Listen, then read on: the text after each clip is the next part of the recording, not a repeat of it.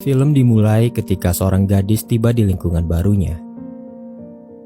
Dia adalah Surin, gadis yatim piatu yang harus pindah karena pekerjaan orang tua angkatnya. Surin melanjutkan tahun ajaran barunya sebagai siswi kelas 6 SD. Tidak ada yang spesial di hari pertama sekolahnya. Surin menjauhi kerumunan dan menikmati makan siangnya seorang diri. Di sekolah, orang-orang menganggap Surin sebagai pribadi yang aneh. Terutama setelah mereka tidak sengaja melihat blog miliknya yang berisikan hal-hal misterius dan tidak masuk akal. Surin selalu menjalani hidupnya dengan kesepian, hingga suatu ketika dia bertemu dengan Sungmin, siswa satu sekolahnya yang tinggal di panti asuhan.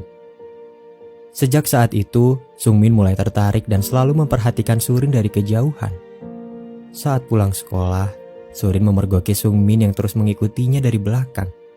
Tak disangka pertemuan itu membuat mereka perlahan semakin dekat. Suatu ketika, mereka berdua sepakat untuk mencoba permainan mistis yang dipercaya bisa menghadirkan makhluk halus. Dengan huruf buatan, mereka saling bertukar informasi tanpa takut diketahui oleh siapapun.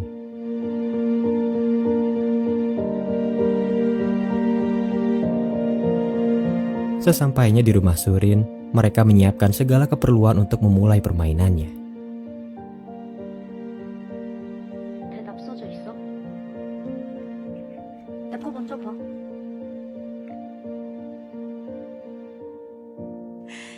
야, 이게 뭐야? 소원은 적으면 하는데? 안 돼. 아니야, 진짜.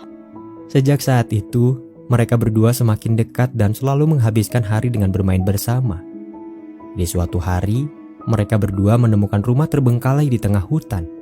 Tanpa mencemaskan hal lain, mereka berdua mengobrol dan saling terbuka satu sama lain. Mereka berdua jatuh cinta dan saling menyatakan perasaannya. 나 좋아해? 계속?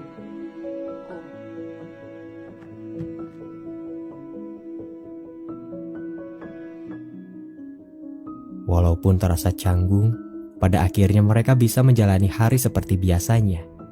Saat pulang sekolah, Surin bertemu dengan Sungmin dan teman-temannya. Saat itu mereka berencana untuk pergi ke sebuah tempat konstruksi terowongan yang akan diledakkan, tempat di mana ayah tiri Surin bekerja.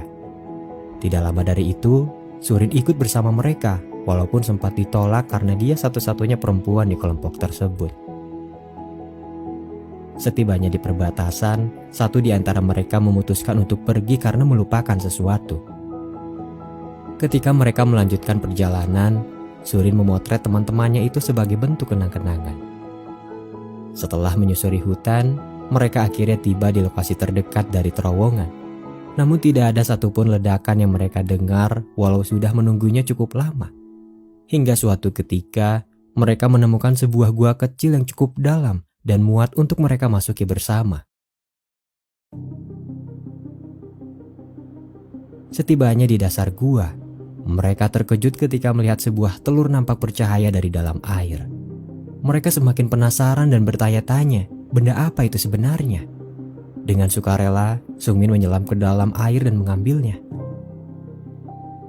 Cahaya di telur itu redup ketika mereka membawanya ke permukaan.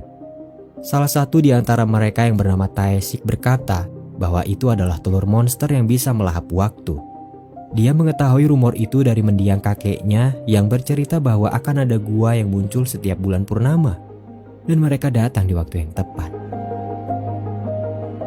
Dalam kisahnya, kakek Taesik bercerita bahwa siapapun yang memasuki gua itu akan kehilangan waktu. Anak kecil akan berubah menjadi dewasa, dan orang dewasa akan berubah menjadi tua. Di tengah-tengah perdebatan, Surin kembali ke dalam gua untuk mengambil jepit rambut peninggalan ibunya yang tertinggal. Tidak lama dari itu, sebuah ledakan mengguncang area tersebut dan hampir merubuhkan gua. Sesampainya di permukaan, teman-teman Surin menghilang dan hanya menyisakan pecahan telur misterius itu. Surin yang tidak ingat jalan pulang tersesat. Dia bersembunyi di balik batu, berusaha menahan rasa takutnya di tengah gelapnya malam. Tidak lama dari itu, orang tua dari anak-anak yang hilang pergi mendatangi tempat konstruksi. Mereka berbicara dengan penanggung jawab di sana yang secara kebetulan adalah ayah tiri Surin. Mereka mempertanyakan nasib anak-anak yang hilang di area konstruksi itu. Setelah berusaha menjelaskan keadaannya, ayah tiri Surin kaget ketika mengetahui salah satu korban adalah putrinya sendiri.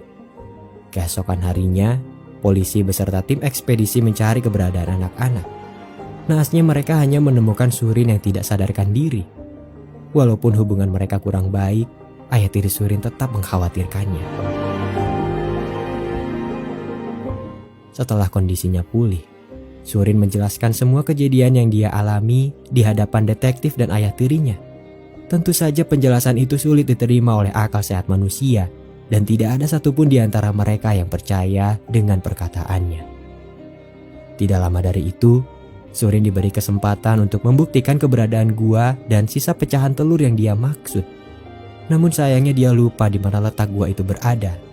Para orang tua mengira bahwa dia mengarang cerita tersebut. Mereka marah dan mengungkit latar belakang Surin yang dianggap aneh di sekolahnya. Di tengah-tengah perdebatan orang tua, mereka mendapat informasi bahwasannya satu dari korban ditemukan tidak bernyawa. Dia adalah Jae-wook, teman Sungmin yang ditemukan terkubur di tengah lapang. Anehnya, tidak ada bekas luka apapun dan dia dinyatakan meninggal dunia karena penyakitnya. Surin kembali dalam kehidupannya yang sepi. Kehilangan Sungmin membuatnya sangat terpukul, mengingat hanya dialah satu-satunya teman yang dia miliki selama ini. Di suatu hari, pakaian Tae-sik dan Jae-wook ditemukan terlipat dengan rapih di depan rumah mereka. Detektif menjelaskan bahwa dia akan menganalisa setiap rekaman CCTV untuk mengetahui siapa dalang di balik kejadian tersebut. Sementara itu, Surin memeriksa keadaan gudang setelah dia mendengar sesuatu. Tidak lama dari itu dia mengejar seseorang yang berlari ke arah hutan, mengira itu adalah Sungmin yang telah kembali. Ketika kakek Surin terluka, seorang pria memanggilnya dari kejauhan. Dia adalah Sungmin yang sudah berubah menjadi dewasa. Sungmin menatapnya dengan tidak percaya saat air matanya mengalir. Surin yang tidak mengenalnya berteriak dan berusaha melarikan diri. Sungmin terpaksa menahannya saat dia hendak memberikan sebuah buku.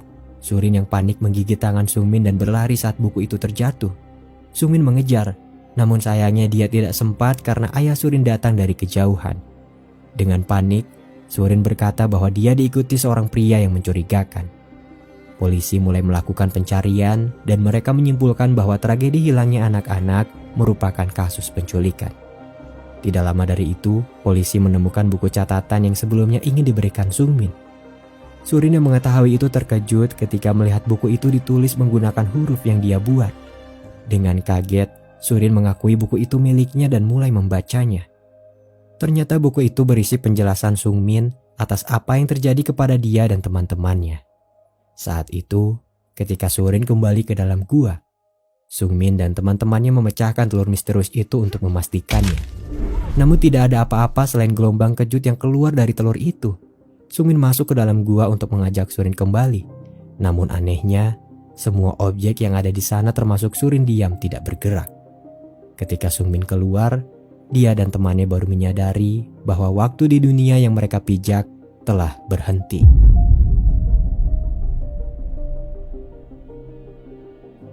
Awalnya mereka mengira itu adalah sesuatu yang menyenangkan, di mana seluruh pulau terasa hanya milik mereka bertiga. Waktu yang terhenti membuat hukum gravitasi tidak berlaku. Manusia, hewan, dan objek lainnya akan melayang jika digerakkan oleh mereka. Walaupun terlihat bebas, pada akhirnya mereka mengerti bahwa banyak sekali hal yang tidak bisa mereka lakukan. Mereka tidak bisa bercermin. Mereka tidak bisa membedakan hari. Bahkan mereka tidak bisa meninggalkan pulau tempat di mana mereka tinggal.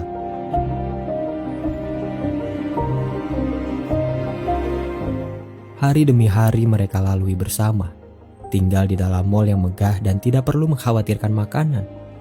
Namun penyakit asma yang diderita Jae-wook tidak bisa dihindarkan. Inhaler tidak bisa menghembuskan molekul obat untuknya.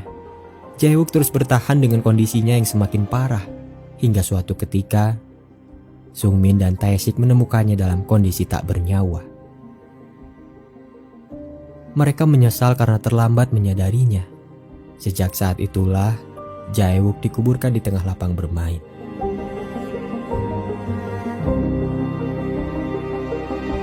Menyadari bahwa pria sebelumnya adalah Sungmin, Surin bergegas menemui ayah tirinya dan mengakui bahwa panggilan itu hanyalah kebohongan belaka. Pernyataan itu merusak citranya dan semakin menguatkan anggapan bahwa dia adalah gadis yang aneh. Namun apa boleh buat, itu adalah satu-satunya cara untuk menyelamatkan Sungmin dari kejaran polisi. Surin melanjutkan kembali bacaannya, di mana Sungmin dan Tae-sik telah melewati hidup bersama dari tahun ke tahun. Agar waktu tidak terlewatkan dengan sia-sia, mereka belajar mandiri, mengumpulkan uang dan menghitung hari setiap kali mereka terbangun dari tidurnya.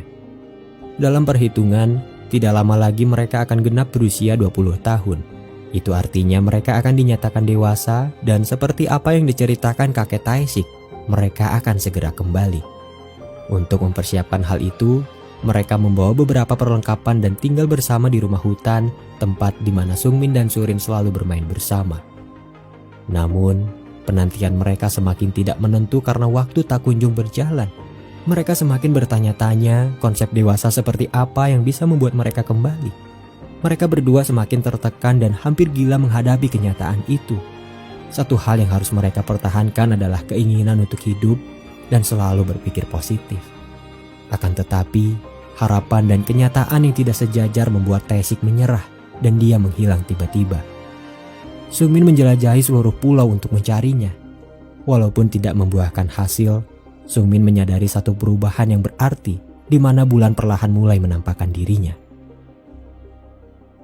Setelah lama mencari, Sungmin akhirnya menemukan Tae-sik yang telah mengakhiri hidupnya di sebuah tebing. Tae-sik meninggalkan pakaian lamanya sebelum dia menjatuhkan diri. Sungmin yang menemukannya merasa semuanya telah berakhir dan dia memutuskan untuk mengakhiri hidupnya juga. Namun, ketika dia melompatkan dirinya ke dalam air, waktu tiba-tiba berjalan. Tae-sik terus tenggelam ke dasar laut sementara dirinya pingsan dan tersadar di pesisir pantai. Sungmin terkejut bukan main dan setelah lama hidup dalam kesunyian, dia menjadi seseorang yang sangat sensitif terhadap suara. Setelah membaca kisah itu, Surin kembali ke dalam hutan untuk mencari Sungmin di rumah terbengkalai. Setibanya di sana, dia menemukan Sungmin yang sedang duduk dalam ketakutan. Surin mendekatinya dan dia menangis terseduh-seduh. Begitu juga dengan Sungmin, karena akhirnya dia bisa bertemu kembali dengan satu-satunya orang yang dia sukai selama ini. Sejak saat itu, Surin selalu menyempatkan waktunya untuk menemui Sungmin, membawakannya makanan, dan membantunya untuk merapikan penampilan. Agar bisa hidup normal, Sungmin harus meyakinkan ibu asuhnya bahwa dia adalah Sungmin yang telah tumbuh dewasa. Surin membantunya berlatih bagaimana cara untuk menjelaskannya. Dia juga berusaha meyakinkan temannya bahwa Sungmin masih hidup dan sudah tumbuh dewasa. Namun, upaya mereka tidak membuahkan hasil. Teman Sungmin tidak percaya dengan peristiwa tersebut. Begitu juga dengan ibu asuh yang masih tidak percaya kepada Sungmin. Tentu saja, bagi mereka Sungmin belum lama menghilang. Kehadiran pria asing yang mengaku dirinya Sungmin membuat mereka sulit percaya kepadanya. Suatu ketika, ayah tiri Surin mendapat keluhan bahwa putrinya itu telah menyebarkan kebohongan tentang kembalinya Sungmin. Hal itu membuatnya merasa jengkel dan mengurung Surin di dalam kamarnya. Tidak lama dari itu, Surin menangis ketika Sungmin datang menjemputnya. Dia merasa kecewa karena tidak ada satupun orang yang percaya kepadanya. Ketika mereka memikirkan cara lain, Surin teringat bahwa saat dia kembali ke dalam gua, pantulan cahaya dari dasar air muncul kembali. Surin berencana untuk mengambil telur itu dan memecahkannya di hadapan banyak orang, agar mereka bisa percaya kepadanya. Sungmin yang tahu betul betapa tersiksanya berada di sana menolak. Dia lebih memilih mengasingkan dirinya daripada harus melibatkan banyak orang. Mereka berdua akhirnya memutuskan untuk pergi dari pulau itu dan memulai hidup baru. Di saat yang sama, ayah Surin tidak sengaja melihat foto Sungmin ketika memeriksa ponsel putrinya. Setibanya di rumah, dia kaget setelah melihat jejak kaki pria dan putrinya tidak ada di rumah. Ayah Surin menyimpulkan bahwa itu adalah kasus penculikan. Ketika Sungmin mempersiapkan keperluannya di rumah hutan, ayah Surin muncul dan menghadangnya. Mereka bertengkar dan Sungmin terpaksa melumpuhkannya karena dia tidak mau mendengar penjelasannya. Keesokan harinya, rumah hutan itu diperiksa oleh polisi setelah ayah Surin menceritakan apa yang terjadi. Sementara itu, Sungmin dan Surin berada di pelabuhan untuk membeli tiket kapal. Namun sayangnya, mereka harus mempunyai KTP untuk membeli tiket itu. Di saat yang sama, berita kehilangan Surin mulai menyebar di TV. Kejadian itu diklaim sebagai kasus penculikan yang dilakukan pria misterius, yang dimana itu adalah Sungmin. Mereka berdua berusaha melarikan diri, namun sayang, polisi yang melakukan pemeriksaan mengetahuinya dan mulai mengejar mereka. Setelah berusaha kabur, Surin terpaksa menyerahkan diri dan membiarkan Sungmin pergi. Setibanya di kantor polisi, detektif berusaha meyakinkan Surin bahwa Sungmin adalah pria jahat yang berusaha dekat dengannya. Tentu saja Surin mengelak karena dia tahu kejadian yang sebenarnya. Ketika mendapat kesempatan, Surin melarikan diri dan bergegas menuju gua untuk mengambil telur misterius itu. Dia berencana untuk menghentikan waktu agar bisa menjadi dewasa dan mengakui Sungmin di hadapan orang-orang. Sungmin yang menyadari itu muncul dan mengambil telurnya. Dia tidak mau Surin menjalani hidup yang sulit, karena terjebak di dunia tanpa waktu tidak semudah yang dibayangkan. Tidak lama dari itu, polisi yang mencari mulai menyadari keberadaan mereka. Ketika Surin berusaha meyakinkan para polisi, satu di antara mereka tiba-tiba muncul berusaha menangkap Sungmin. Kejadian itu membuat Surin terjatuh dan dengan cepat detektif meraih tangannya. Mereka berdua menggantung di atas tebing. Sungmin yang ikut terjatuh masih bertahan. Dia berusaha menyelamatkan Surin, namun sayang, detektif tidak bisa menahannya dan mereka berdua terjatuh. Setelah menghentikan waktu, Sungmin menolong mereka berdua dan meninggalkannya di tepi pantai. Sejak saat itu, media mulai menyoroti Surin sebagai gadis yang membantu tersangka penculikan melarikan diri. Hidupnya menjadi tidak tenang karena selalu mendapatkan teror dari warga. Walaupun detektif mulai percaya kepada Surin, fakta itu tidak akan merubah keadaan karena sulit sekali membuat orang percaya tanpa mengalami kejadian itu. Oleh karena itulah detektif menyarankan Surin untuk berkata di depan media bahwasanya dia dipaksa oleh pelaku untuk membantunya melarikan diri. Karena dengan begitu, dia akan terbebas dari ancaman warga dan bisa menjalani hidupnya dengan tenang. Demi kebaikan Surin, psikolog mewawancarainya sebagai bentuk pemahaman terhadap pola pikir anak. Setelah menceritakan semua yang terjadi, psikolog meminta izin kepada Surin untuk menulis ulang kisahnya itu ke dalam buku. Setelah lulus dari sekolah dasarnya, Surin memutuskan untuk melanjutkan studinya di sekolah asrama. Hubungannya dengan sang ayah juga mulai membaik. Film ini berakhir ketika Surin berada di kapal laut dan bertemu dengan Sungmin yang sudah berubah menjadi tua.